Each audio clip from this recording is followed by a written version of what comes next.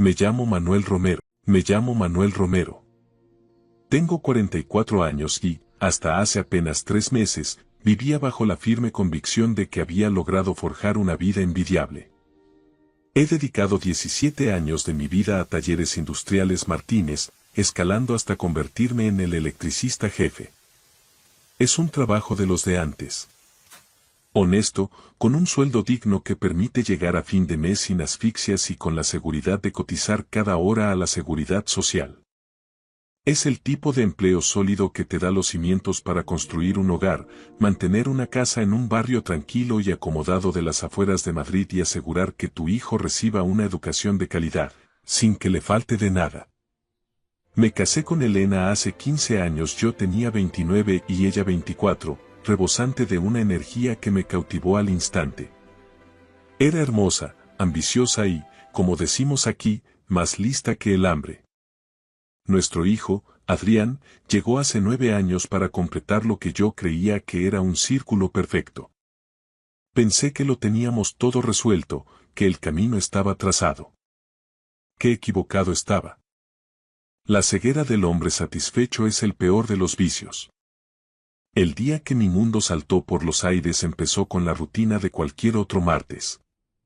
Terminé mi turno en el taller antes de lo previsto porque logramos rematar un proyecto de cableado industrial de gran envergadura antes de la fecha límite.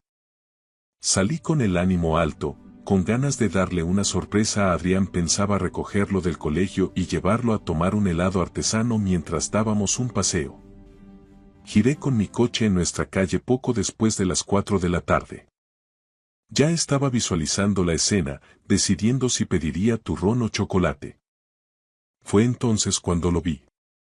Un imponente Mercedes clase G negro, un G-Wagon impecable que brillaba bajo el sol madrileño, estaba aparcado justo delante de mi valla, bloqueando el vado permanente del garaje con una arrogancia absoluta, como si las leyes de tráfico y la propiedad ajena no existieran para su dueño. Los cristales eran tan oscuros que no dejaban ver nada, pero la vibración del motor sugería movimiento en su interior. Se me revolvieron las tripas.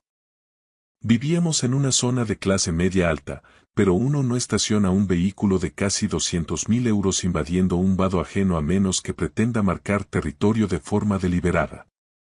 Aparqué unos metros más allá y bajé del coche con movimientos lentos, midiendo la situación. Antes de que mis dedos rozaran la verja de mi propia casa, 2 tipos salieron del Mercedes. Vestían trajes de corte italiano, de esos que valen más que mi sueldo de medio año. Ambos tenían ese físico inconfundible de portero de discoteca de la calle Serrano. Hombros de armario, cuellos inexistentes y una mirada gélida que buscaba intimidar antes de mediar palabra. Se interpusieron físicamente entre mi puerta y yo, cerrándome el paso. ¿Puedo ayudarles en algo?, pregunté, forzando una calma que mi pulso empezaba a traicionar. La puerta del conductor se abrió con un clic seco y salió ella. Elena, mi mujer. Me sostuvo la mirada sin un ápice de remordimiento, sin una sombra de duda, como si aquella emboscada fuera el trámite más natural del mundo. Entonces apareció él por el lado del pasajero. Un hombre alto, de sienes plateadas, probablemente en sus 40 y pocos, luciendo un traje que no solo gritaba dinero, sino un poder absoluto sobre el entorno. Sebastián Moretti. El nombre me golpeó como un mazazo. Lo había visto en las secciones de Economía y Sociedad, un pez gordo de la promoción inmobiliaria con hilos directos en los despachos más influyentes de la capital. Manuel, dijo Elena, y su voz sonó tan fría y profesional como la de un notario. Tenemos que hablar. Sebastián rodeó la mole de metal negro y se colocó tras ella, apoyando una mano de forma posesiva en la parte baja de su espalda. No era un apoyo, era una marca de propiedad. El gesto fue lento, calculado para que yo sintiera cada milímetro de esa traición. Tu mujer está conmigo ahora, sentenció Moretti. Su acento italiano era sutil, elegante, pero portaba la autoridad de quien no admite réplicas. Su sonrisa era la de un tiburón que acaba de oler sangre en el agua. Hemos venido a recoger sus pertenencias personales. Mi presencia aquí es solo para garantizar que esta transición sea civilizada y fluida. Miré a Elena de arriba abajo, buscando desesperadamente un rastro, un solo gesto de la mujer con la que había compartido cama y vida durante 3 lustros. Elena, ¿qué demonios es esto? ¿Qué clase de espectáculo estás montando? Es exactamente lo que ves, Manuel, respondió ella cruzándose de brazos, con una altivez que nunca le había conocido. Me voy. He comprendido que merezco mucho más de lo que esta vida puede ofrecerme. Mucho más de lo que tú podrías darme jamás. En ese momento, uno de los guardaespaldas, un tipo con el cuello curtido y una cicatriz que le partía la ceja izquierda, dio un paso hacia mí, invadiendo mi espacio vital. El señor Moretti quiere que las cosas queden claras desde el principio, soltó con una voz que parecía el crujido de la grava. Ella está bajo nuestra protección. Tenemos órdenes de romperte un par de costillas si decides que hoy es un buen día para cometer una estupidez. Considéralo una medida preventiva, nada más. El segundo matón sonrió, haciendo crujir los nudillos de sus manos enormes, como quien calienta antes de un partido. Sentí la rabia bullir en mi pecho, una descarga de adrenalina caliente y afilada. Pero si algo aprendí durante mis años de servicio en la Legión, antes de cambiar el fusil por los alicates de electricista, es que la rabia es un arma de doble filo.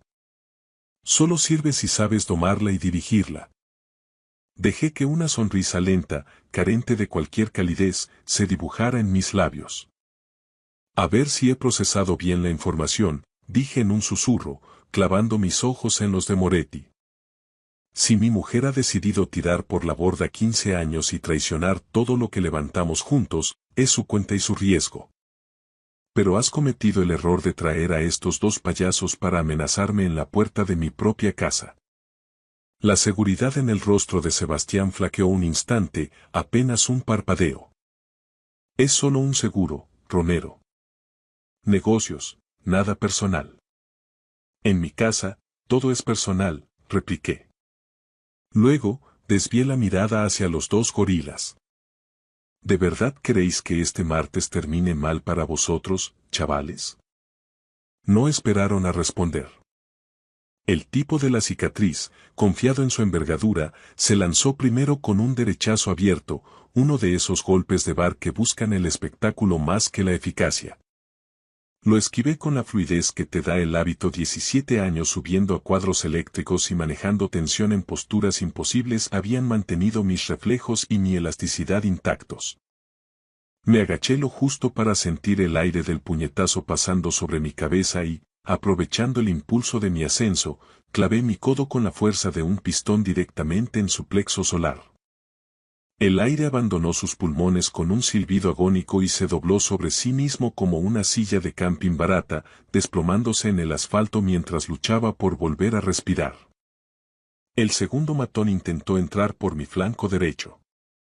Pivoté sobre mis talones con la memoria muscular de los años de instrucción en el tercio, atrapé su muñeca a mitad del golpe y, usando su propia inercia contra él, giré el brazo con una torsión seca. Lo estampé de cara contra el capó del Mercedes. El sonido del metal crujiendo bajo su peso fue seco y satisfactorio. Se deslizó lentamente hasta el suelo, aturdido, dejando un rastro de vaho en la pintura impecable del coche. Todo el encuentro duró apenas 10 segundos. Sebastián Moretti retrocedió instintivamente hacia la seguridad del vehículo, con la cara pálida y la arrogancia evaporada. Mira, Romero, ha debido de haber un malentendido. Balbuceó, intentando recuperar la compostura. Aquí no hay malentendidos que valgan, lo corté, acortando la distancia hacia el con paso firme. Has venido a mi casa, has invadido mi propiedad y me has amenazado de muerte frente a mi puerta. Ha sido la peor decisión de tu carrera. Elena, que hasta entonces observaba con una frialdad quirúrgica, finalmente mostró una grieta. El pánico cruzó su rostro al ver a sus seguros fuera de combate. Manuel, basta. Por favor, dijo con la voz temblorosa, aunque no sé si por miedo a mí o por la humillación de Moretti. Solo déjanos ir. No compliques más las cosas. La miré de verdad, intentando reconocer algo de la mujer que amaba en esa desconocida que se refugiaba tras un tipo que acababa de enviar sicarios a por mí. ¿Dónde está Adrián? Pregunté, y mi voz sonó como un trueno contenido. Ella desvió la mirada hacia el final de la calle. Está con mi hermana, en su casa. Está bien, Manuel, de verdad. Te has llevado a mi hijo sin mediar palabra, como si fuera una maleta. Las palabras salieron bajas, cargadas de un peligro latente.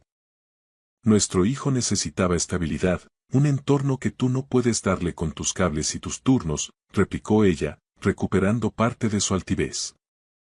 No este caos que vas a provocar. Sebastián, viendo que yo no iba a golpearlo si se mantenía quieto, recobró algo de voz, aunque no se alejó ni un centímetro de la puerta del coche. Romero, seamos civilizados. Elena ha tomado una decisión vital y legal. Pelear en la calle como un animal no cambiará el resultado. Fuera de mi propiedad. Ahora mismo, dije cada palabra como si estuviera remachando un clavo en su ataúd social. Se subieron al Mercedes a toda prisa. Los dos matones, uno sujetándose las costillas y el otro cojeando visiblemente, se arrastraron hasta el interior del vehículo. Mientras el motor de 150.000 euros rugía y se alejaba, Elena no miró atrás ni una sola vez. Me quedé allí, plantado en la entrada, viendo cómo 15 años de matrimonio se disolvían como el humo de un escape. Al entrar en la casa, el silencio me golpeó como un bofetón. Se sentía vacía, extraña, despojada de su alma. Faltaba la mitad de la ropa del armario, su ordenador había desaparecido del escritorio y, lo que más me dolió, habían descolgado nuestras fotos de las paredes, dejando esos fantasmas rectangulares de pintura más clara donde antes hubo sonrisas. Lo había planeado con una frialdad aterradora, sacando sus cosas poco a poco durante semanas sin que yo, el idiota que trabajaba 10 horas al día para pagarlo todo, se diera cuenta. Llamé a mi hermana, María, con las manos aún temblando por la adrenalina. Necesito que me hagas un favor, María, dije en cuanto descolgó. ¿Puedes venir a casa y quedarte conmigo unos días? Manuel, ¿qué pasa? Me asustas, respondió ella. Todo. Ha pasado todo. Te lo explicaré cuando llegues. A la mañana siguiente, me presenté en Talleres Industriales Martínez. Necesitaba la rutina, el olor a ozono y metal para no hundirme en el pozo de mi propia casa. Conocía cada cable y cada rincón de esa nave era mi refugio tras 17 años de servicio impecable. Sin embargo, antes del descanso para el bocadillo, mi supervisor, Tomás, me citó en su despacho. Evitaba mi mirada, jugueteando nerviosamente con un bolígrafo. Manuel, tenemos una situación complicada, dijo tras cerrar la puerta. ¿Qué pasa, Tomás? Si es por el proyecto de ayer, ya está todo verificado. Se removió en su silla, incómodo. La dirección ha recibido una llamada de la oficina central de Sebastián Moretti. No sabía que era inversor del grupo y que ahora tiene un asiento en el consejo de administración. Ha pedido reestructuraciones inmediatas en el taller. Me estás despidiendo por un capricho personal de ese tipo, no fue una pregunta, fue una sentencia. Tomás parecía realmente hundido. He dado la cara por ti, Manuel. Sabes que eres el mejor jefe que hemos tenido, pero la orden viene de muy arriba. Mis manos están atadas. Me levanté despacio, sintiendo el peso de los 17 años que le había regalado a esa empresa. Recogí mis herramientas de la taquilla en un silencio sepulcral. Mis compañeros lo intuían, algunos intentaron acercarse, pero solo pude negar con la cabeza. ¿Cómo explicarles que el nuevo amante de mi mujer era lo bastante poderoso como para quitarme el pan con un simple chasquido de dedos? Al llegar a casa, el buzón escupió un sobre de color sepia. Era la demanda de divorcio, presentada por Elena hacía 3 días. Pero no venía sola.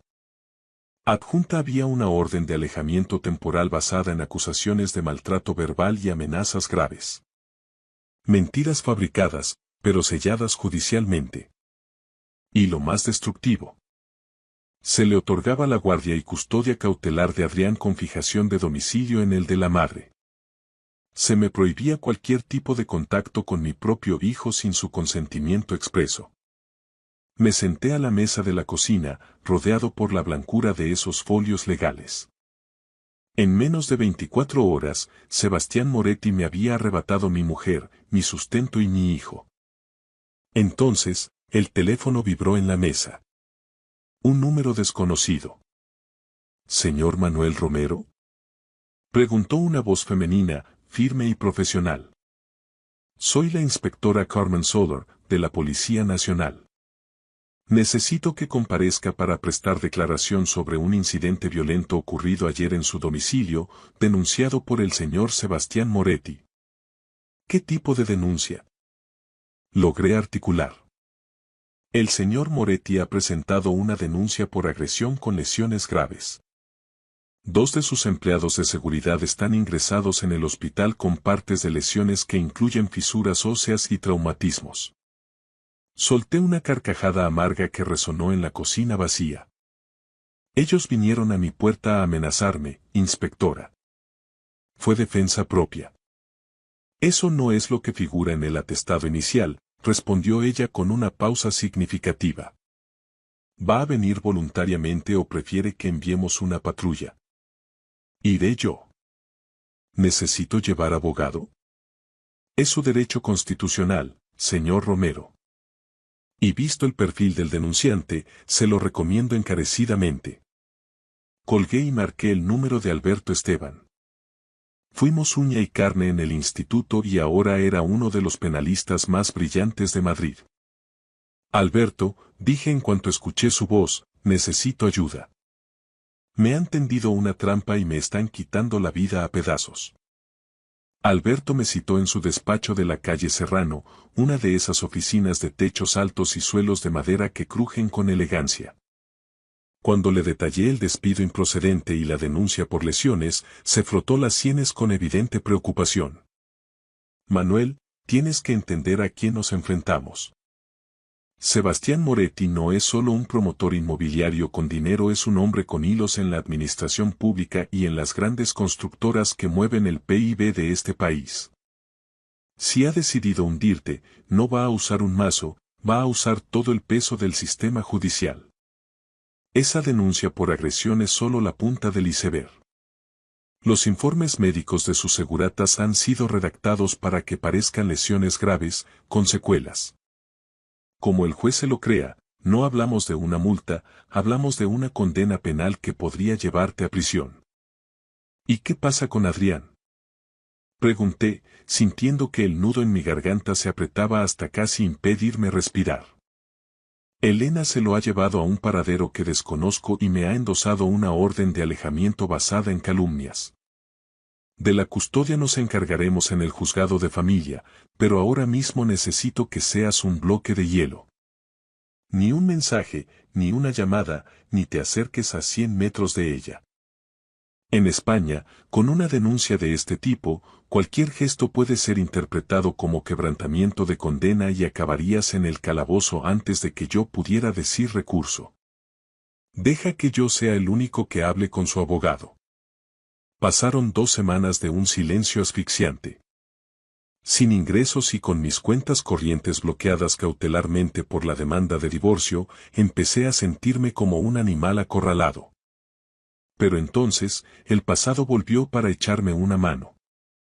Recibí una llamada de Paco, un antiguo compañero de mi unidad en la Legión que ahora se ganaba muy bien la vida en el sector de la inteligencia corporativa y la seguridad privada. Manuel, he tirado de la manta con lo que me pediste sobre Moretti, me soltó Paco sin preámbulos. De cara a la galería es un santo, un mecenas del arte, pero sus promociones en la Costa del Sol huelen a blanqueo desde kilómetros. Y hay algo más. Algo sobre tu mujer, Elena. O mejor dicho, Lucía. ¿Lucía? ¿De qué me estás hablando, Paco? Elena se cambió el nombre legalmente en el registro civil hace 16 años, justo antes de que vuestros caminos se cruzaran. Y agárrate, Manuel. Tiene una hija. Una niña de 12 años llamada Sara que vive bajo una identidad discreta en un internado de élite en Suiza. ¿Y sabes quién sufraga todos los gastos, desde el uniforme hasta el seguro médico? Sebastián Moretti. Se me detuvo el corazón. ¿Una hija? Elena y yo llevábamos 15 años casados. Eso significaba que cuando nos conocimos, ella ya tenía un bebé o estaba embarazada, y me había ocultado esa parte de su alma durante cada minuto de nuestra vida en común. Todo nuestro matrimonio no había sido más que un montaje, una farsa minuciosamente diseñada sobre los cimientos de una traición previa. Fui a ver a Alberto con estos datos. Él consiguió, mediante contactos que prefirió no revelar, acceder a ciertos registros históricos que Elena creía enterrados bajo llave. Lo que descubrimos fue un pozo de sombras aún más profundo. El padre de esa niña no era Moretti. El padre era un antiguo socio del italiano que desapareció de forma muy conveniente en la Costa del Sol hace una década, justo cuando empezaron a investigar una trama de recalificación de terrenos. Esto es dinamita, Manuel, sentenció Alberto, hojeando los informes. Si podemos demostrar que ella ocultó una identidad y una carga familiar previa para viciar el consentimiento del matrimonio y obtener beneficios económicos, y si vinculamos esos pagos de Moretti con una estructura de ingeniería fiscal para el blanqueo, tenemos una oportunidad de darle la vuelta a la tortilla. Pero Moretti no se quedó de brazos cruzados esperando nuestro movimiento. Unos días después, mientras caminaba hacia mi coche, un furgón oscuro me cortó el paso. Esta vez no eran matones a sueldo. Eran agentes de la Policía Nacional, de la Unidad de Delitos Económicos. ¿Manuel Romero? Queda usted detenido. Tiene derecho a guardar silencio. La letanía de mis derechos sonó irreal en mis oídos. ¿Bajo qué cargos? Esto es un error. Falsedad documental y un presunto delito de apropiación indebida y fraude a la seguridad social. Me llevaron a la comisaría de Canillas, el complejo policial donde se gestionan los casos más pesados. Resultó que alguien había sembrado archivos comprometidos en el servidor central de Talleres Industriales Martínez. Documentos que sugerían que yo, aprovechando mi cargo de jefe, había estado desviando fondos a través de compras ficticias de material eléctrico y creando nóminas para trabajadores fantasma. Moretti estaba usando su silla en el Consejo de Administración para fabricar un expediente criminal impecable contra mí. Pasé la noche en un calabozo frío, donde el olor a desinfectante y desesperación se te mete en los poros. El frío del banco de cemento no era nada comparado con la gélida determinación que se estaba fraguando en mi pecho. Me habían arrebatado mi buen nombre, mi honor de trabajador y mi libertad. A la mañana siguiente, Alberto apareció en los locutorios con una expresión sombría. He conseguido que el juez te deje en libertad con cargos, Manuel. Pero la situación ha pasado de crítica a desesperada. El fiscal, presionado por la acusación particular de la empresa, está barajando una petición de 8 años. Y hay algo más. Moretti ha movido hilos para que el juzgado de familia otorgue a Elena la custodia total de Adrián por entorno inestable del padre. Tienen planeado mudarse a Italia el mes que viene, alegando una oferta laboral de Moretti allí. Quieren sacarte a tu hijo del país legalmente. No voy a permitir que crucen la frontera con mi hijo, dije, y esta vez mi voz no tembló, sonó como el impacto del acero contra el yunque. Entonces se acabó el jugar según las reglas, respondió Alberto, deslizándome un sobre por debajo del cristal. Paco encontró esto anoche. Son registros contables de cuentas offshore. Pruebas de que Moretti ha estado sobornando a inspectores de urbanismo en varios ayuntamientos de Madrid para sus nuevos complejos de lujo. Y adivina quién aparece como apoderada y firma los pagos desde esas cuentas fantasma. Elena, susurré, viendo su firma en una copia de un cheque. Elena no era una víctima de la seducción de Moretti. Era su cómplice necesaria, su mano derecha en la sombra y la arquitecta de su imperio de corrupción. La guerra ya no era solo por mi libertad, era por la verdad.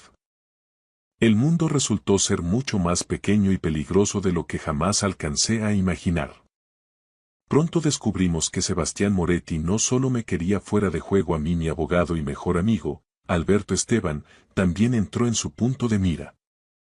Moretti no es solo un empresario sin escrúpulos, es un depredador sistémico que devora a cualquiera que ose interponerse en sus planes de expansión.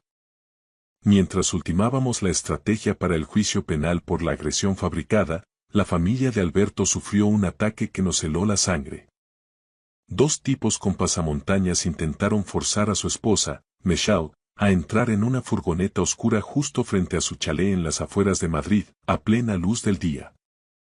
Por fortuna, la valiente intervención de unos vecinos que paseaban al perro frustró el rapto, pero el mensaje quedó grabado a fuego en el asfalto. Dile a tu marido que se retire del caso, o la próxima vez no habrá testigos. Alberto, a pesar del terror lógico por la seguridad de los suyos, reaccionó con una terquedad puramente española, esa que surge cuando te tocan lo que más quieres. Michelle, lejos de amedrentarse, fue quien le dio el empujón definitivo con una frase que se me quedó clavada en el alma. Si nos rendimos ahora, Alberto, nuestros hijos crecerán sabiendo que hay que inclinar la cabeza ante el matón que tiene más dinero. No vamos a dar ni un paso atrás. Ese intento de secuestro fue el error de cálculo que la inspectora Carmen Soler estaba esperando. Moretti había sobrepasado una línea roja. Lo que empezó como un turbio proceso de divorcio y una supuesta pelea vecinal se transformó en una instrucción por coacciones, intimidación de testigos y crimen organizado. Carmen movilizó recursos de la Policía Nacional que normalmente solo se despliegan para desarticular cúpulas mafiosas. Sin embargo, el golpe definitivo, el que realmente agrietó el muro de Moretti, vino del corazón de mi propio hogar. Mi hijo, Adrián. Elena me había prohibido cualquier contacto bajo amenaza de cárcel, pero la sangre es más fuerte que los autos judiciales. Adrián, con una astucia que no sabía que poseía, logró escapar de la casa de su tía donde lo tenían prácticamente recluido, y cruzó medio Madrid en metro hasta llegar, llorando y exhausto, a casa de mi hermana María. La audiencia crucial se celebró en los juzgados de Plaza de Castilla. Todo pendía de un hilo. El magistrado a cargo del caso, el juez García, de quien Paco había descubierto que compartía palco en el Bernabéu y jornadas de caza con Moretti, mostraba una inclinación vergonzosa hacia la versión de Elena. Ella estaba allí, sentada en el estrado con un traje de sastre impecable, interpretando el papel de su vida. La madre coraje y víctima de un marido violento, secándose lágrimas de cocodrilo con un pañuelo de seda. Pero entonces, en un giro que nadie en esa sala esperaba, las puertas se abrieron de par en par. Entró Adrián, de la mano de mi hermana. «Quiero vivir con mi papá», gritó con una fuerza que me desgarró el pecho. La voz de mi hijo de 9 años resonó contra las paredes de la sala con la pureza de la verdad. El novio de mamá es un tipo asqueroso. Intenta comprarme con regalos caros, pero lo odio. Y mamá miente. Me obligaba a decir que estábamos en casa cuando ella se iba con él. Me obligaba a mentirle a mi padre. La sala estalló en un murmullo ensordecedor. El juez, visiblemente incómodo por la presencia del menor, intentó imponer orden, pero la máscara de Elena ya se estaba resquebrajando. Palideció hasta quedar de un color ceniza, mientras Sebastián, sentado en la primera fila con su arrogancia habitual, apretaba las mandíbulas con una furia asesina. Y entonces, llegó la estocada final. Alberto llamó a declarar a Sara, esa hija cuya existencia me habían ocultado durante 15 años. Resultó que Elena había utilizado a la niña como la coartada perfecta para su doble vida. Durante años, me decía que se iba a pasar el fin de semana cuidando a una tía enferma en un pueblo de Segovia, cuando en realidad utilizaba esos viajes para encubrir sus encuentros con Moretti en hoteles de lujo, dejando a Sara encerrada en habitaciones de servicio o bajo el cuidado de extraños. Sara, con la mirada fija en la madre que la había usado como un objeto desechable, relató al tribunal cómo Elena la había abandonado emocionalmente, recurriendo a ella solo cuando necesitaba una tapadera para sus estafas o sus infidelidades. Las mentiras de Elena se desmoronaron como un castillo de naipes ante la mirada atónita del tribunal. Pero esto era solo el principio del fin. El imperio de Moretti estaba a punto de arder, y nosotros teníamos la cerilla. La investigación exhaustiva de la inspectora Carmen Soler, apoyada por la Unidad de Delitos Económicos, reveló una realidad mucho más siniestra que una simple infidelidad. Elena no solo me había traicionado en el terreno personal, ella era el topo de Moretti infiltrado en las entrañas de Talleres Industriales Martínez. Resultó que Sebastián llevaba más de una década maniobrando para monopolizar los contratos de mantenimiento de infraestructuras críticas en toda la Comunidad de Madrid. Elena no llegó a mi vida por casualidad. Hace 15 años fue una pieza colocada con precisión quirúrgica. Mi matrimonio no fue el fruto del azar, sino una operación de espionaje corporativo a largo plazo. Descubrirlo fue como recibir una descarga de alta tensión directamente al alma. Todo lo que habíamos compartido, nuestra casa, los veranos en la costa, el nacimiento de Adrián, estaba contaminado por su doble juego. Me llamo Manuel Romero. Tengo 44 años y, hasta hace apenas 3 meses, vivía bajo la firme convicción de que había logrado forjar una vida envidiable. He dedicado 17 años de mi vida a Talleres Industriales Martínez, escalando hasta convertirme en el electricista jefe. Es un trabajo de los de antes. Honesto, con un sueldo digno que permite llegar a fin de mes sin asfixias y con la seguridad de cotizar cada hora a la seguridad social. Es el tipo de empleo sólido que te da los cimientos para construir un hogar, mantener una casa en un barrio tranquilo y acomodado de las afueras de Madrid y asegurar que tu hijo reciba una educación de calidad, sin que le falte de nada. Me casé con Elena hace 15 años, yo tenía 29 y ella 24, rebosante de una energía que me cautivó al instante. Era hermosa, ambiciosa y, como decimos aquí, más lista que el hambre. Nuestro hijo, Adrián, llegó hace 9 años para completar lo que yo creía que era un círculo perfecto. Pensé que lo teníamos todo resuelto, que el camino estaba trazado. Qué equivocado estaba. La ceguera del hombre satisfecho es el peor de los vicios. El día que mi mundo saltó por los aires empezó con la rutina de cualquier otro martes. Terminé mi turno en el taller antes de lo previsto porque logramos rematar un proyecto de cableado industrial de gran envergadura antes de la fecha límite. Salí con el ánimo alto, con ganas de darle una sorpresa a Adrián. Pensaba recogerlo del colegio y llevarlo a tomar un helado artesano mientras dábamos un paseo. Giré con mi coche en nuestra calle poco después de las 4 de la tarde. Ya estaba visualizando la escena, decidiendo si pediría turrón o chocolate. Fue entonces cuando lo vi.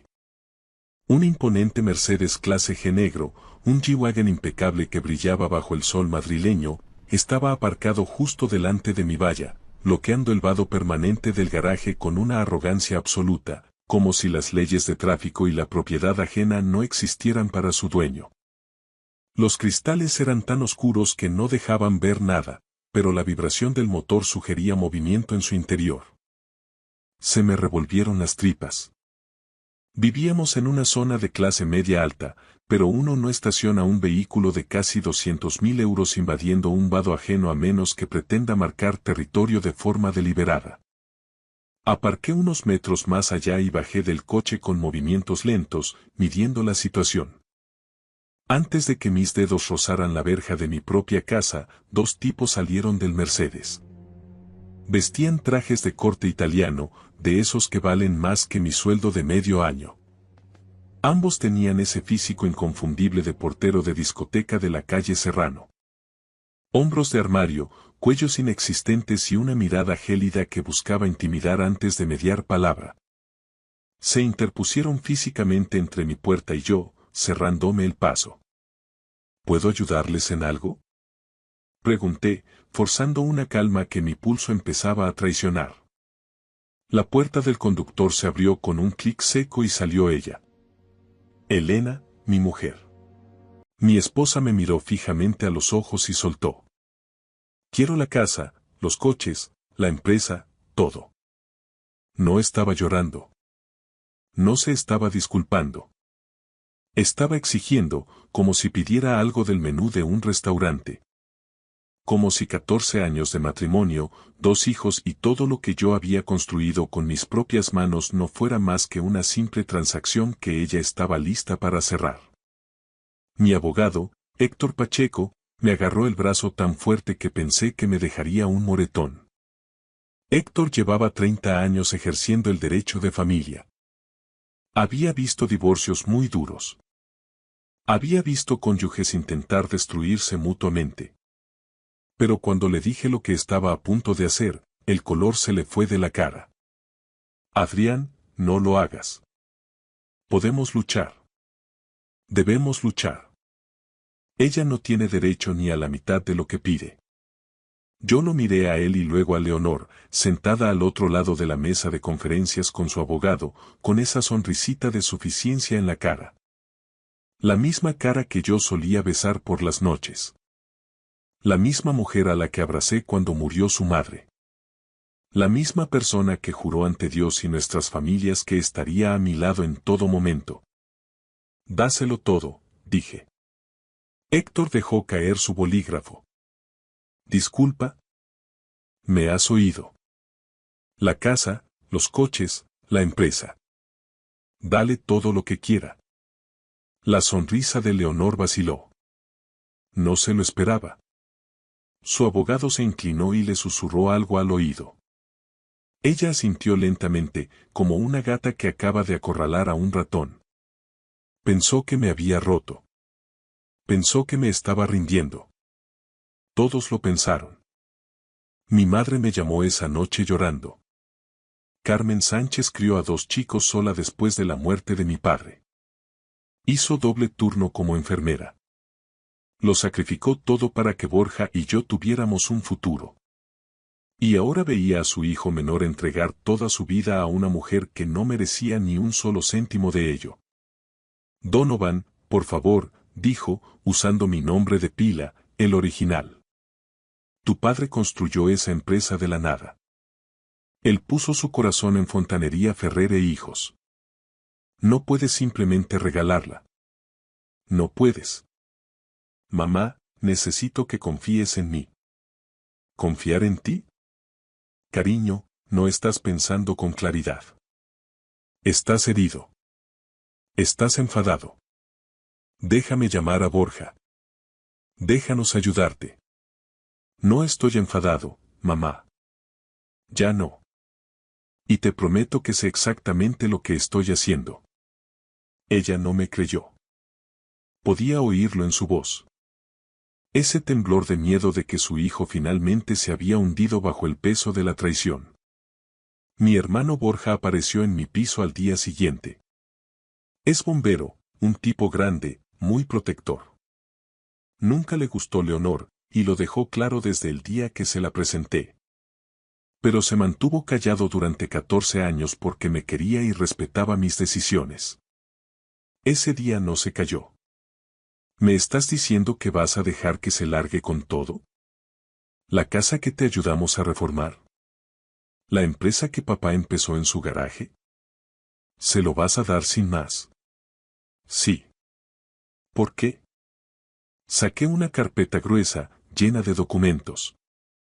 Extractos bancarios, facturas, cheques. La deslicé por la mesa de la cocina. Porque no sabe lo que se está llevando de verdad. Borja abrió la carpeta. Leyó la primera página, luego la segunda. A la quinta, tenía la mandíbula tensa y las manos le temblaban. Esto es real. Cada palabra. Y ella no sabe que lo encontraste. Ni idea. Cerró la carpeta y me miró por primera vez desde que empezó toda esta pesadilla. Sonrió. Hermano pequeño, puede que seas el hombre más inteligente que he conocido. Verán, todos pensaban que estaba roto. Pensaron que me había rendido. Vieron a un hombre que entró en un procedimiento de divorcio y agitó la bandera blanca sin dar un solo golpe. Pero no sabían lo que yo sabía. No vieron lo que yo había encontrado enterrado en 3 años de registros financieros. No entendieron que, a veces, la mejor manera de ganar no es luchar más duro. Es hacerse a un lado y dejar que tu enemigo caiga directo en la trampa que él mismo construyó. Así que, cuando entré en la sala del juzgado para la audiencia final, no estaba nervioso. No estaba asustado. No estaba derrotado. Estaba paciente. Leonor estaba sentada en su mesa vestida como si fuera para una portada de revista. Ya había elegido muebles nuevos para la casa. Ya había hecho planes para cambiar la marca de la empresa. Ya había gastado dinero que creía que era suyo. Me sonrió cuando entré, esa sonrisa fría y victoriosa. Firmé todos los documentos que me pusieron delante. Acepté cada término. Mi abogado parecía estar asistiendo a un funeral. Y entonces, se abrieron las puertas de la sala. 2 hombres de traje entraron. Agentes de la UDEF. Le entregaron un documento al abogado de Leonor. Vi cómo su cara se ponía blanca. Le vi inclinarse y susurrarle 5 palabras al oído. 5 palabras que lo cambiaron todo. La sonrisa de Leonor se desvaneció. Sus manos empezaron a temblar, y luego gritó. Gritó tan fuerte que el alguacil se acercó. Gritó mi nombre como una maldición. Pero yo simplemente me quedé sentado, tranquilo como una mañana de verano, y observé cómo la mujer que me robó mi confianza, mi dinero y mi familia, finalmente, recibía exactamente lo que merecía. Mi nombre es Adrián Ferrer. Mis amigos me llaman Adri. Y esta es la historia de cómo lo perdí todo y gané. Permítanme llevarles atrás, a donde todo empezó. Crecí en un pequeño pueblo a las afueras de Valencia. Mi padre, Walter Ferrer, era fontanero. No el tipo que llega tarde y te cobra de más por un grifo que gotea. Era un profesional de verdad. Trabajos comerciales, edificios de oficinas, hospitales, escuelas. Fundó Fontanería Ferrer e Hijos en 1987, trabajando desde nuestro garaje con solo una furgoneta usada y la voluntad de trabajar más que nadie. A los 12 años, yo ya lo acompañaba en los trabajos. A los 16, podía desatascar una tubería y soldar cobre mejor que la mayoría de los hombres adultos. Mi hermano Borja tomó otro camino. Se hizo bombero. Pero a mí me encantaba el trabajo. Me encantaba construir algo con mis manos. Me encantaba resolver problemas que otros dejaban. Mi padre murió de un ataque al corazón cuando yo tenía 30 años. Lo encontraron una mañana en el taller, desplomado sobre su banco de trabajo. El médico dijo que fue rápido. Dijo que probablemente no sintió nada. No sé si eso lo hizo mejor o peor. Me dejó el negocio. Fontanería Ferrer e Hijos. 12 empleados, una reputación sólida y un legado que juré proteger con todo lo que tenía. Conocí a Leonor 2 años antes de que mi padre falleciera. Trabajaba como recepcionista en una clínica dental donde yo estaba instalando nuevas tuberías de agua. Tenía una risa que podía llenar una habitación. Me hacía sentir como el hombre más interesante del mundo, incluso cuando estaba cubierto de grasa y olía a cemento de PVC. Salimos durante un año, nos casamos en una pequeña iglesia a las afueras del pueblo. Mi madre lloró. Borja dio un brindis que hizo reír a todos. Leonor me miró durante nuestro primer baile como si yo fuera su mundo entero. Por un tiempo, creí que lo era. Maya llegó 2 años después, una niña preciosa con los ojos de su madre y mi cabezonería. Luego, Teo, 3 años más tarde, un niño pequeño y salvaje que quería ser exactamente como su padre. Solía llevarlo a hombros por la ferretería, dejándole elegir herramientas que era demasiado joven para usar. Fueron años buenos. Años duros, pero buenos. Trabajaba 60, a veces 70 horas a la semana, haciendo crecer el negocio. Conseguimos contratos más grandes, contratamos a más gente, compramos camiones nuevos. No me estaba haciendo rico, pero estaba proveyendo. Estaba construyendo algo de lo que mis hijos pudieran estar orgullosos. Pero alrededor del 10º año de nuestro matrimonio, Leonor cambió. No ocurrió de golpe. Fue lento, como una tubería oxidándose por dentro. No te das cuenta hasta que todo estalla. Dejó de preguntar por mi día. Empezó a quejarse de la casa, a pesar de que pasamos 2 veranos reformándola con la ayuda de mi hermano. Quería una cocina más grande, un coche mejor, vacaciones en sitios que no podíamos permitirnos. Todo el mundo avanza, Adrián. ¿Por qué nos quedamos quietos nosotros? No nos estamos quedando quietos. Estamos construyendo algo. ¿Construyendo qué? ¿Esto? Hizo un gesto hacia nuestro salón como si fuera una prisión. Yo no me apunté a esta vida. Tú te apuntaste a mí. Ella no respondió. Simplemente se marchó. Me dije a mí mismo que era estrés. Me dije a mí mismo que estaba cansada de criar a 2 niños mientras yo trabajaba largas horas. Me dije que si trabajaba más duro, ganaba más dinero, le daba lo que quería, las cosas mejorarían. No fue así. Dejó su trabajo a tiempo parcial. Dijo que necesitaba concentrarse en los niños. Pero los niños estaban en el colegio todo el día, y cuando yo volvía a casa, ella solía estar con el móvil o viendo la tele. La casa era un desastre. La cena era comida para llevar, y cada conversación se convertía en una pelea por el dinero. Fue entonces cuando contraté a Oscar Vidal. Necesitaba ayuda con la contabilidad. El negocio se había hecho demasiado grande para que yo gestionara las finanzas solo, y me estaba ahogando en facturas, nóminas y documentos fiscales. Un amigo me recomendó a Oscar. Dijo que era inteligente, profesional, de confianza. Oscar se presentó a nuestra primera reunión con un traje impecable y una sonrisa segura. Habló de eficiencia, optimización y estrategias de crecimiento.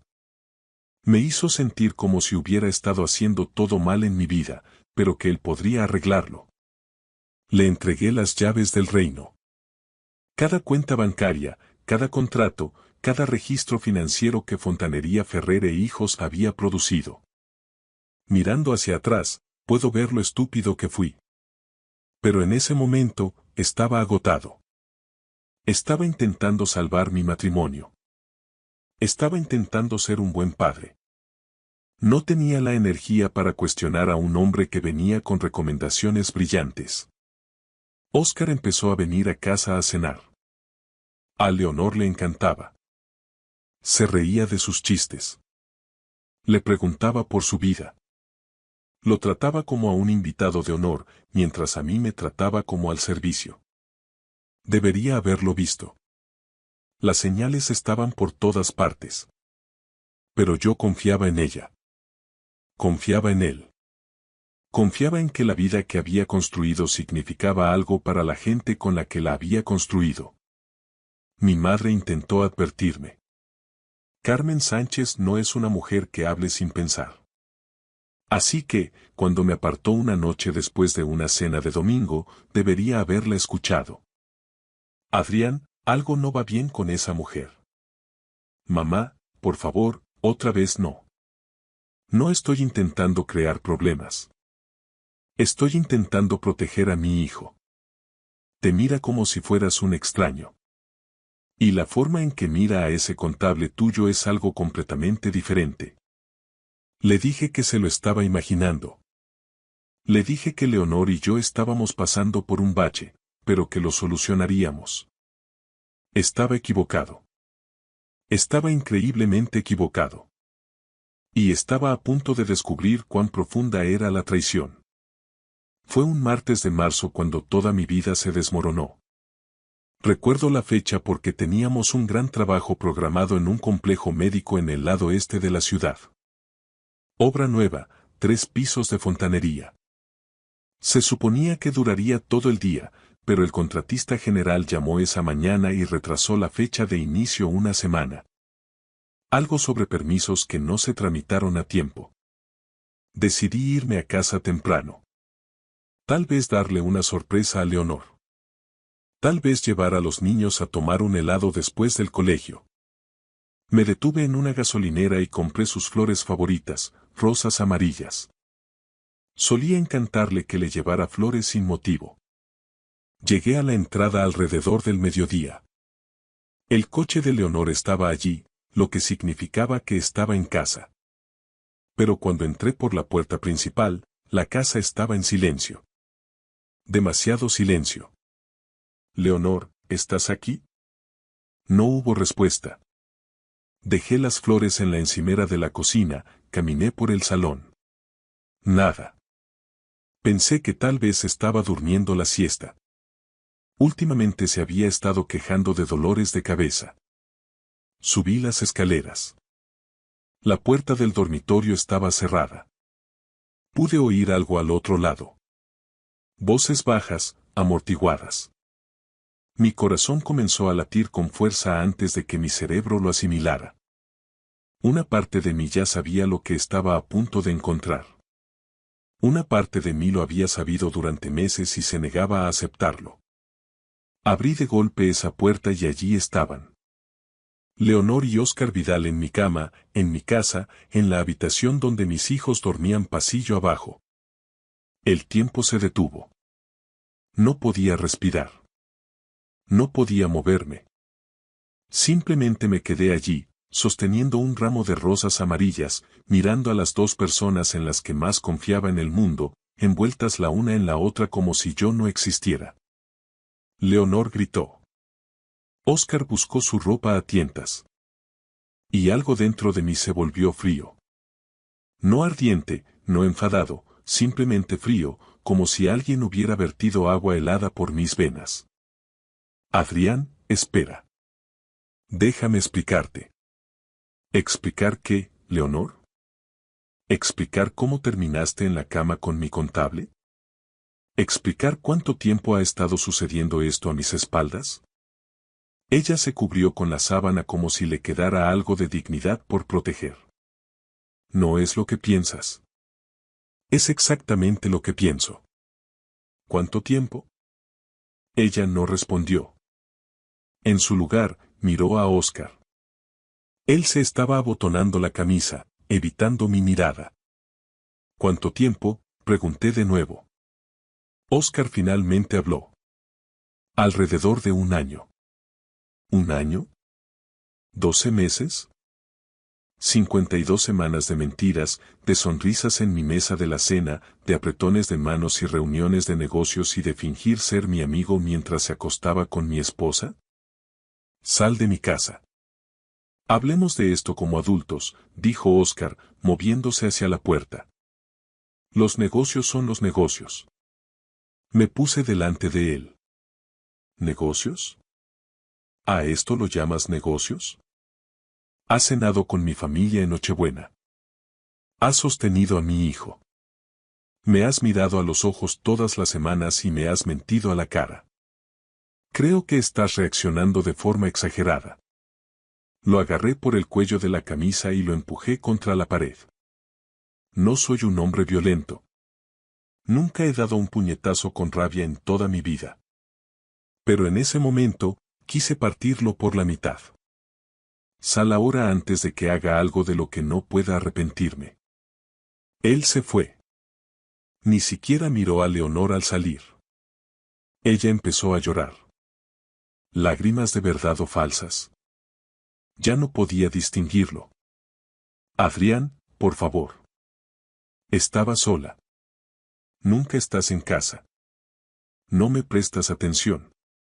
Necesitaba a alguien que me hiciera sentir deseada. He trabajado 70 horas a la semana para darte todo lo que pediste. La casa, los coches, las vacaciones, y así es como me lo pagas. Quizás si hubieras estado aquí más. Quizás si te hubieras esforzado más. ¿Esforzado más? Te he dado 14 años de mi vida, Leonor. Te he dado todo lo que tengo. Bueno, no fue suficiente. Dejé la casa esa noche, conduje hasta el piso de mi madre y me senté en su porche hasta que salió el sol. No lloré. No grité. Simplemente me senté allí, tratando de entender cómo había pasado por alto algo tan obvio durante tanto tiempo. Una semana después, Leonor solicitó el divorcio. Pero no solo quería irse. Quería sangre. La casa, ambos vehículos, la custodia completa de Maya y Teo, y Fontanería Ferrer e Hijos, la empresa que mi padre construyó, la empresa a la que dediqué toda mi vida adulta para hacerla crecer. Su abogado envió un pliego de demandas que me revolvió el estómago. Afirmaba que ella había sido una socia no remunerada en la construcción del negocio. Dijo que merecía una compensación por años de labor emocional y sacrificio doméstico. Mi abogado, Héctor Pacheco, me llamó ese mismo día. Adrián, esto es una extorsión. Ella no tiene derecho a la empresa. Podemos luchar contra esto. Sé que podemos. Bien. Así que, vamos a empezar a construir nuestro caso. Aún no, Héctor. Hay algo que necesito revisar primero. Esa noche, conduje hasta la oficina. Saqué todos los registros financieros de los últimos 3 años. Extractos bancarios, facturas, pagos a proveedores, libros de cheques. Los extendí sobre el viejo escritorio de mi padre y comencé a leer. A medianoche, encontré la primera factura falsa. A las 2 de la mañana, había encontrado 12 más. Al amanecer, había descubierto casi 380.000 en transacciones fraudulentas. Empresas fantasma, proveedores falsos, pagos por materiales que nunca existieron. Y en la mitad de esos cheques, justo allí en tinta negra, estaba la firma de mi esposa. Leonor no solo me estaba siendo infiel. Me estaba robando a ciegas. Y pensó que se saldría con la suya. Me senté en la cocina de mi madre a la mañana siguiente con la carpeta extendida delante de mí. 3 años de robo, casi 380.000, facturas falsas, empresas pantalla y la firma de mi esposa cheque tras cheque tras cheque. Mi primer instinto fue confrontarla, arrojarle estos documentos a la cara y verla retorcerse, llamar a la policía y hacer que la arrestaran en el acto. Pero luego me detuve. Leonor era lista. No sabia, sino lista. Había pasado años planeando esto. Si la alertaba ahora, encontraría la manera de cubrir sus huellas. Culparía a Oscar. Destruiría pruebas. Distorsionaría la historia hasta parecer la víctima. Necesitaba un enfoque diferente. Llamé a mi hermano Borja esa tarde. Vino después de su turno, todavía oliendo a humo de un incendio de vivienda en el que había trabajado esa mañana. Le entregué una cerveza y deslicé la carpeta por la mesa. ¿Qué es esto? La prueba de que mi mujer y mi contable me han estado robando durante 3 años. Borja abrió la carpeta. No es un hombre que muestre emociones fácilmente. 30 años de correr a edificios en llamas te enseñan a mantener la compostura. Pero mientras hojeaba esas páginas, vi cómo su mandíbula se tensaba y sus nudillos se ponían blancos. 380.000, más o menos. ¿Y Leonor firmó todo esto? La mitad. Oscar se encargó del resto. Borja cerró la carpeta y me miró. ¿Qué vas a hacer? Voy a dejar que se quede con la empresa. Me miró como si hubiera perdido la cabeza. ¿Vas a qué? Piénsalo, Borja. Ella quiere Fontanería Ferrer e Hijos. La está exigiendo en el divorcio. Si lucho contra ella, se atrincherará. Ocultará las pruebas. Hará que esto se alargue durante años. Pero si se la doy voluntariamente, ella asume la propiedad de todo, incluido 3 años de fraude financiero. Vas a dejar que herede sus propios crímenes. Exacto.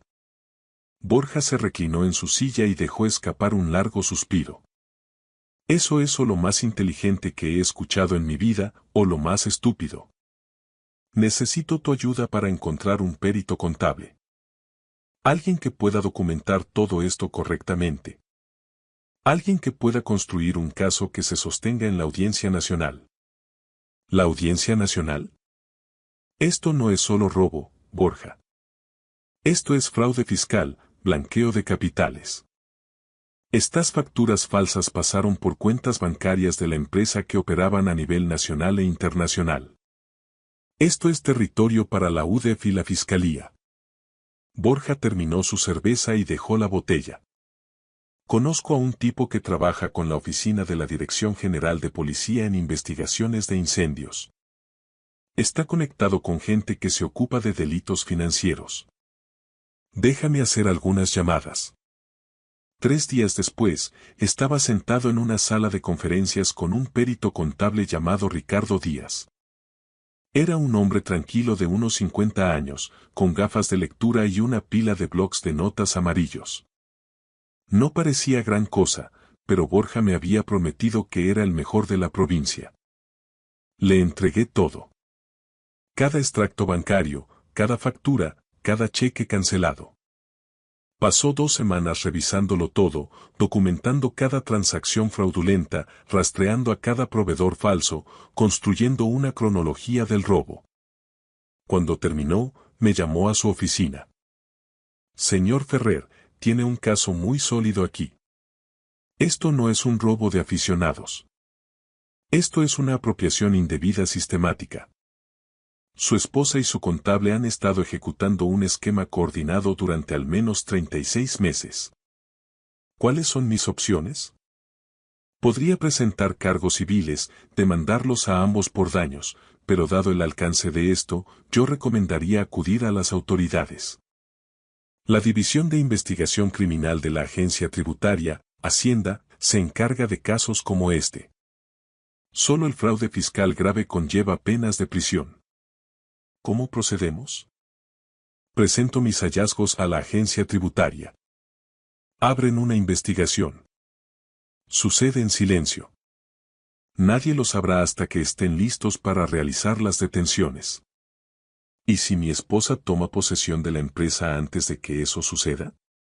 Ricardo sonrió. Entonces ella asume toda la responsabilidad por todo lo que esa empresa ha hecho. Cada transacción fraudulenta, cada factura falsa, cada euro que desapareció. Todo se convierte en su responsabilidad legal. Le di la mano y salí de esa oficina sintiendo algo que no había sentido en meses. Esperanza. Las siguientes semanas fueron las más difíciles de mi vida. Tuve que fingir. Tuve que sentarme frente a Leonor en la mediación y actuar como un hombre derrotado. Tuve que verla sonreír con aire de suficiencia y regodearse mientras su abogado enumeraba demanda tras demanda. Mi propio abogado pensó que estaba sufriendo un colapso. Adrián, te lo ruego. Déjame luchar contra esto. Tenemos motivos para impugnar cada cosa que está pidiendo. No, Héctor. Aceptamos sus términos. ¿La casa? Dásela. ¿Los vehículos? Dáselos. La empresa que construyó tu padre, todo. Cada último pedazo. Tiró su bolígrafo sobre la mesa. Llevo 30 años ejerciendo la abogacía. Nunca he visto a un hombre tan decidido a autodestruirse. No me estoy autodestruyendo. Estoy poniendo una trampa. Me miró durante un largo momento. ¿Qué sabes tú que yo no sepa? Nada de lo que debas preocuparte todavía. Solo confía en mí. Cuando llegue el momento, todo tendrá sentido. Mi madre fue más difícil de convencer. Vino a mi piso una noche con una cazuela y lágrimas en los ojos. Donovan, por favor. Te lo ruego. No hagas esto. Esa empresa es lo único que nos queda de tu padre. Tomé sus manos entre las mías. Mamá, ¿confías en mí? Por supuesto que sí. Entonces, créeme cuando te digo que papá lo entendería. A veces tienes que perder la batalla para ganar la guerra. Y te prometo que, cuando esto termine, estarás orgullosa de cómo lo manejé. Ella no dijo nada. Simplemente me abrazó y se aferró como si temiera dejarme ir. Pasé cada momento libre con mis hijos durante esas semanas. Llevé a Teo a practicar béisbol. Ayudé a Maya con su proyecto de ciencias. Les dije todos los días que los quería y que nada de esto era culpa suya. Porque no importaba lo que pasara con Leonor, esos dos niños eran mi verdadero legado, y los iba a proteger sin importar lo que me costara. El día de la audiencia final llegó un frío jueves por la mañana de octubre. Me desperté a las 5, como siempre. Las viejas costumbres no mueren solo porque tu vida se esté desmoronando. Me duché, me afeité y me puse mi camisa de botones más limpia. No un traje. No tenía uno, solo una simple camisa azul que mi hija Maya me había regalado para el Día del Padre hace 2 años. Me miré en el espejo durante mucho tiempo. Parecía cansado, mayor de 40 años, pero debajo del agotamiento había algo más, algo firme, algo tranquilo. Hoy era el día. Conduje al juzgado solo. Mi hermano se ofreció a venir, pero le dije que se quedara en casa.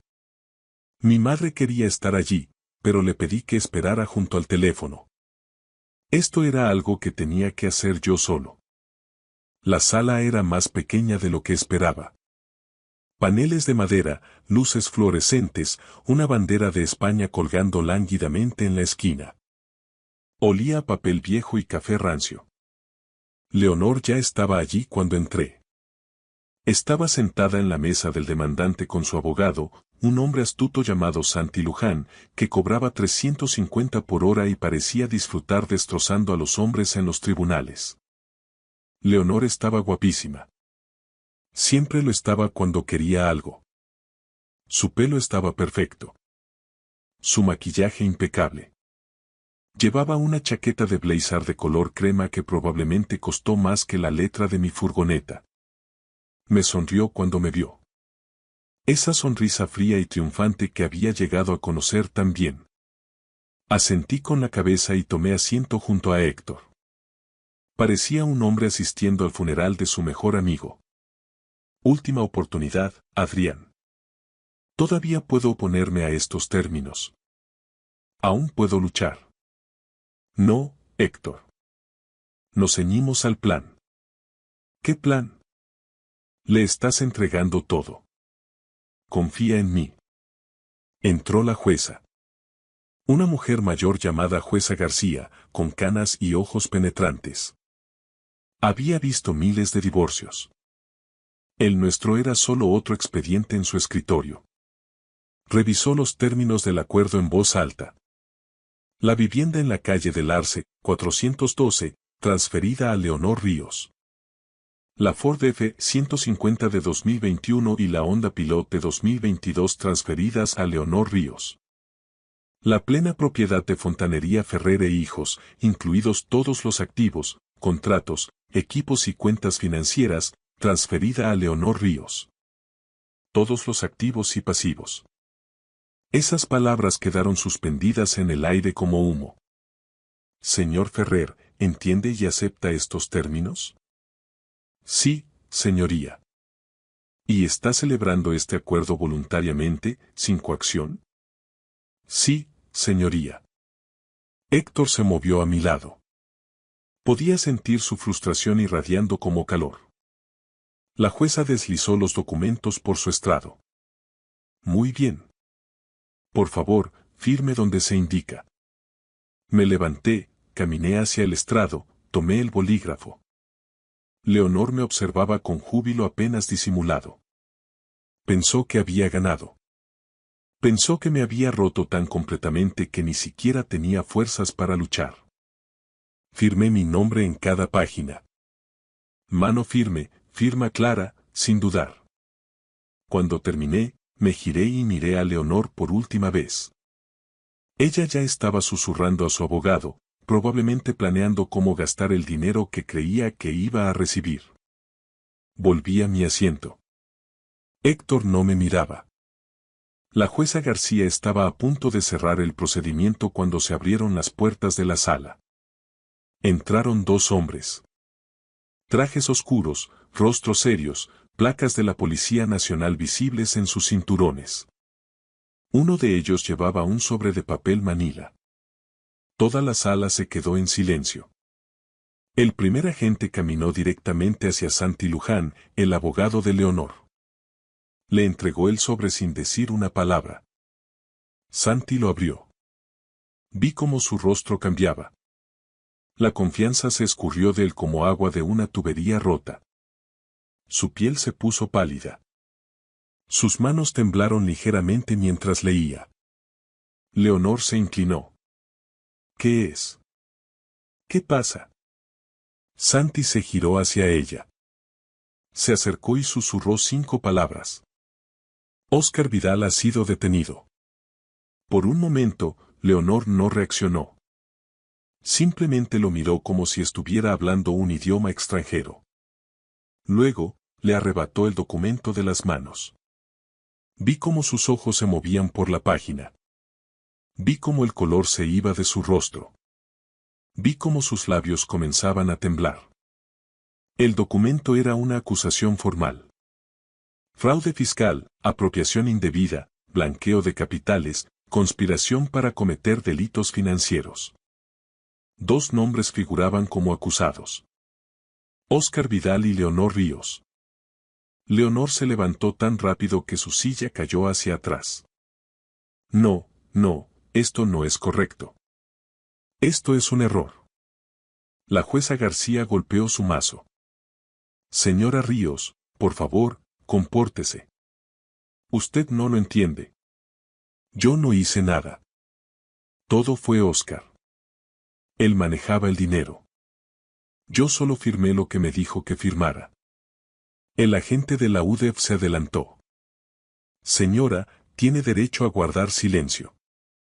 Cualquier cosa que diga puede y será usada en su contra en un tribunal de justicia. Leonor se giró hacia mí.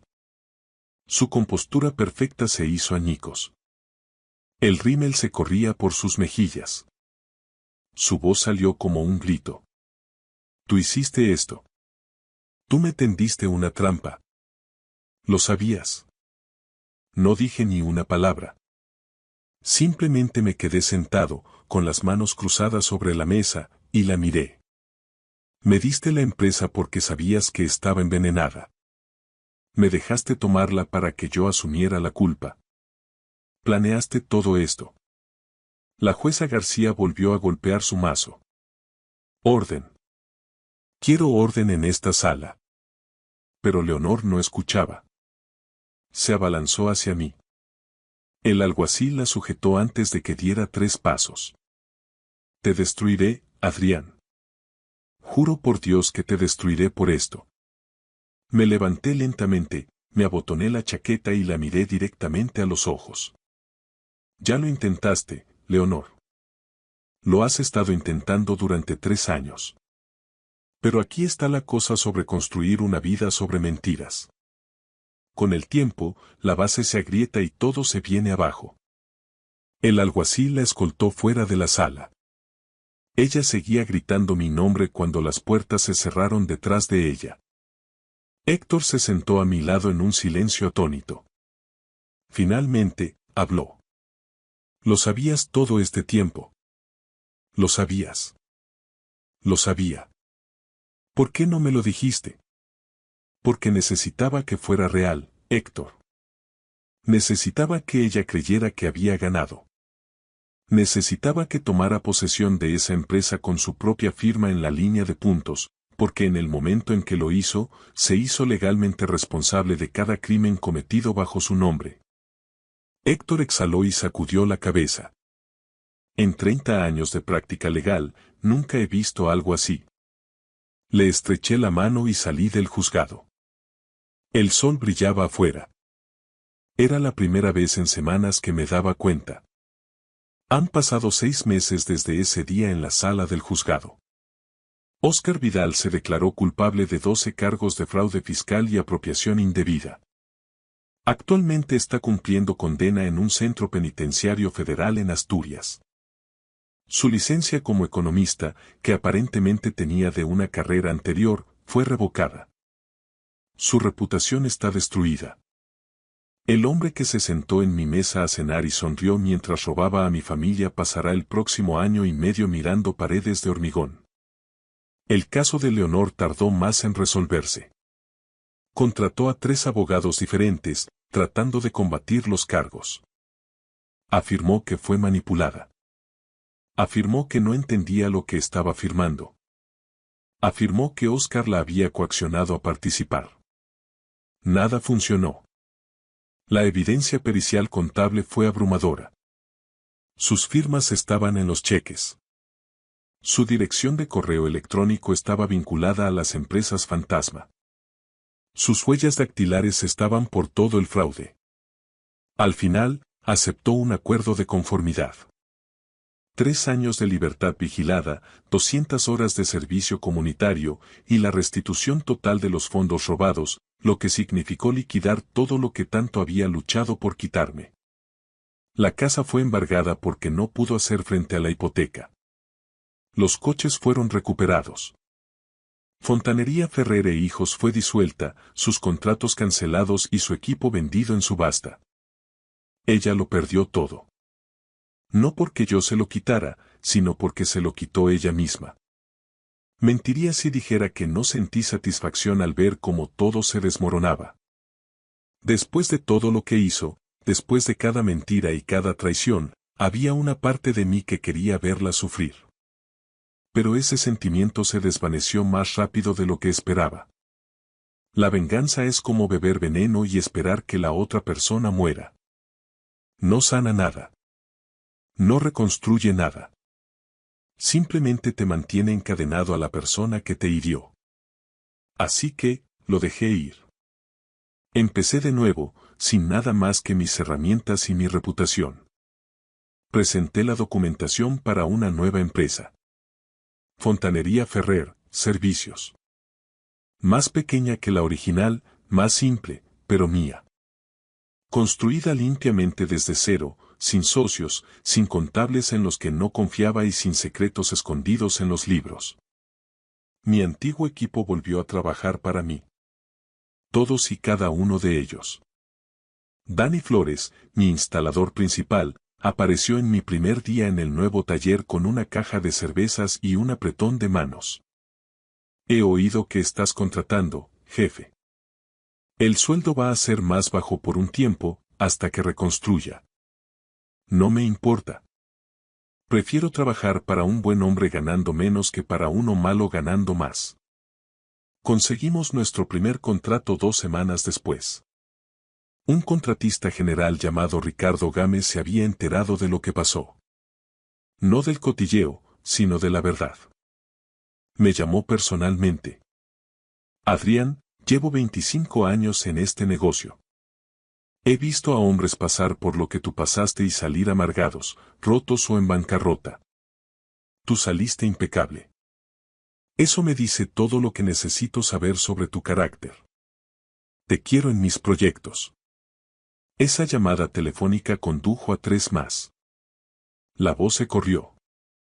En 4 meses, Fontanería Ferrer, Servicios tenía más trabajo del que podía manejar. Contraté a 2 personas nuevas y compré una segunda furgoneta. Mi madre lloró cuando vio el nuevo taller.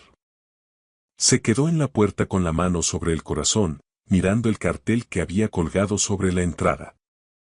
Tu padre estaría muy orgulloso de ti, Donovan. Eso espero, mamá. Lo sé. Hiciste lo que él siempre te enseñó. Fuiste honesto. Fuiste paciente. Y dejaste que la verdad hiciera el trabajo pesado. Borja viene todos los domingos ahora. Nos sentamos en el porche de mi madre, bebemos cerveza y vemos el atardecer. A veces hablamos, a veces no. De cualquier manera, se siente como en casa. El acuerdo de custodia tardó un tiempo en resolverse. Con los problemas legales de Leonor, el tribunal accedió a revisar los términos originales. Ahora tengo a Maya y Teo una semana sí y una semana no, además de vacaciones y veranos. No es perfecto, pero es justo. Los niños están mejor de lo que esperaba. Los niños son resistentes, más resistentes de lo que les damos crédito. Maya me preguntó una vez si odiaba a su madre por lo que hizo. Lo pensé durante mucho tiempo antes de responder. No, cariño. No la odio. El odio es demasiado pesado de llevar. Te agobia y te mantiene anclado en el pasado. Tu madre tomó decisiones que hirieron a mucha gente, incluyéndola a ella misma. Pero odiarla no cambiará eso. Lo único que puedo controlar es cómo sigo adelante y elijo seguir adelante con amor por ti, por tu hermano, por esta familia. Ella me abrazó fuerte y no me soltó durante mucho tiempo. Teo es más sencillo con todo el asunto. Solo quiere jugar a la pelota, comer pizza y saber que su padre aparecerá cuando dice que lo hará. Nunca me he perdido un solo partido de béisbol. Nunca lo haré. Mirando hacia atrás, aprendí algo importante a través de todo esto. La fuerza no se trata de luchar en cada batalla. Se trata de saber qué batallas luchar y cuáles dejar ir. Se trata de confiar en que la verdad saldrá a la luz, incluso cuando parezca que las mentiras están ganando. Se trata de proteger tu paz, tu integridad y la gente que más importa. Incluso cuando el mundo te dice que lo quemes todo. Mi esposa quería todo. Se lo di. Cada mentira, cada euro robado, cada consecuencia que se había ganado. Ella pensó que se estaba llevando mi futuro. Pero todo lo que se llevó fue el suyo propio. Y yo, sigo aquí, sigo construyendo, sigo en pie. Porque algunas cosas no se pueden robar. El carácter, la integridad, el amor de tus hijos, el respeto de la gente buena. Esas cosas tienen que ganarse. Y una vez que las ganas, nadie puede quitártelas. Si estás pasando por algo difícil en este momento, si alguien te ha traicionado o roto tu confianza o te ha hecho sentir que lo has perdido todo, quiero que escuches esto. No has perdido. Aún no. Nunca. Mientras te mantengas fiel a quien eres, mientras sigas avanzando con honestidad y paciencia, encontrarás tu camino. La tormenta no dura para siempre, pero la persona en la que te conviertes al capear el temporal se queda contigo por el resto de tu vida. Mi nombre es Adrián Ferrer, y esa es mi historia. Gracias por escuchar mi historia hasta el final. Si resonó contigo, dale like, escribe en los comentarios qué fue lo que más te tocó y no olvides decir de dónde eres. Suscríbete al canal, vienen muchas más historias.